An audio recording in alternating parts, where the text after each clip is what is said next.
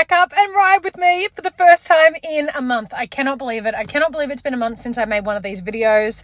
I did have one sneaky little ride last week and I didn't film it, but this is the first time filming it and the first time doing a proper ride, and oh my god, it feels good to be back. I'm going through another endo flare up, and normally that gets me so down, and I'm not gonna lie, it has gotten me a little bit down. My anxiety has been through the roof, and just having a ride, being back into my normal content, filming it for you guys, it feels so good. So today was really hot, so we didn't do a very long ride, but we did a productive ride.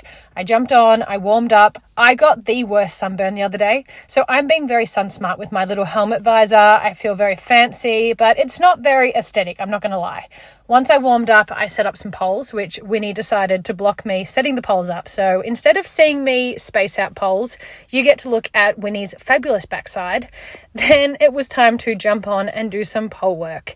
He was really good, considering he hasn't done pole work in a month, considering he's very unfit. I'm very unfit. He hasn't got a lot of muscle, and it was like 30 degrees.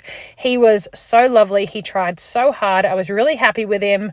These kind of pole work videos I feel like can be really repetitive because that's just me going through the poles again.